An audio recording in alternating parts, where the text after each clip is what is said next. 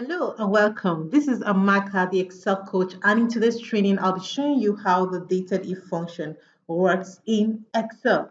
How the dated if function works in Excel. Now, this function is one of the few functions in Excel that is not documented. It's one of the few functions in Excel that is not documented, meaning that if you're going to type this function, it's not going to pop up. Just like when you're typing a function, you see, you get the intelligence. This is what we call the intelligence suggestion.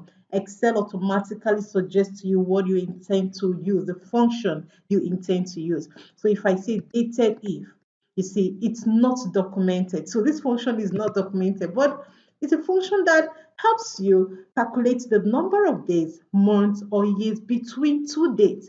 And one thing you need to know is that this function works across all versions of Excel. And here is the syntax: dated if, start date, end date, and unit. So we'll be looking at different scenarios based on the unit type.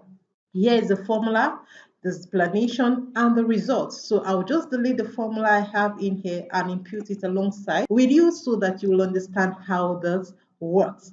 So first, for the unit type that is Y, it returns the number of years completed between the specified period. Here, it ignores the additional months and days after that, the last year that is completed, meaning that if you have 3 years between these two dates and 3 months and 15 days, it will just return 3 years, meaning you can use this to calculate the age. You want to calculate your present age, you can use that. So we already have our start date and our end date. So I will input the formula equals to, you need to know the syntax because it is not documented in Excel.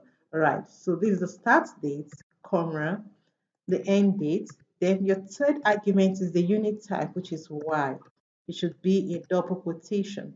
Good. So it's telling us that we have 42 years between the start date and the end date. 42 years. So let's try the next unit type. Equals to dated if. This is the start date. This is the end date. Our unit type here is M, which is month. We want to find the number of months between these two dates. 506 months is between these two dates.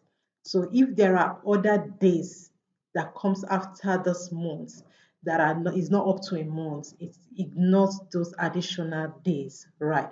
So let's try the third unit type, which is D, number of days. So this is start date, end date, then D as a unit type. Good. Now we have 15,427 days between those two dates, right? So let's look at this other unit type. This one equals to, it said if, open the bracket, start date, end date, and a unit type of YM. Good.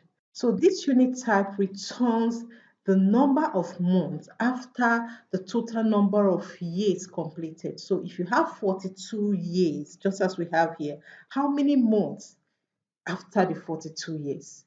So ignore the number of years already completed in the specified period. Let's look at it. So we have 2 months, complete 2 months after 42 years. So 42 years, 2 months. Good. So let's move to the next one, which is MD, equals to dated if, open bracket, start date, end date, then we have our unit type, which is MV.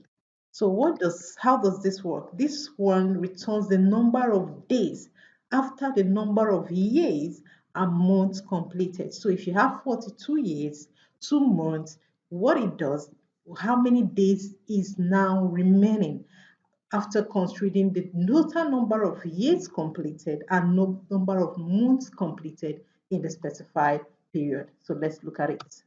Good. So we have 26 days, ignoring the number of years and number of months completed. So you can say this person is 42 years, 2 months, and 22 days earned based on the end date of 15th of January 2023. Right. So let's look at this one. Equals to dated if.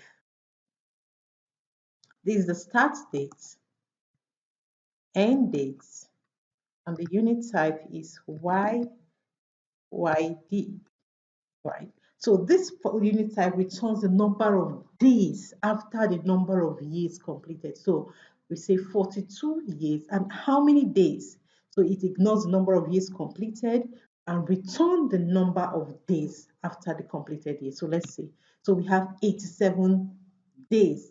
So we can say 42 years and 87 days. So this is how the dated if function works. So you can use it to find your age. Maybe you're working on a project and you want to know the progress, number of months you have spent, days, years you've spent on the project, or you just want to get the number of days between two dates or the number of months or years between two dates. The dated if function will do that for you. I believe you've gotten value from this. If you have, please like this video, hit the subscribe button, hit the notification bell to get notified whenever I share value tips as this. And don't forget to share this video to as many that you know that will benefit from it. I'll see you in the next training. Bye for now.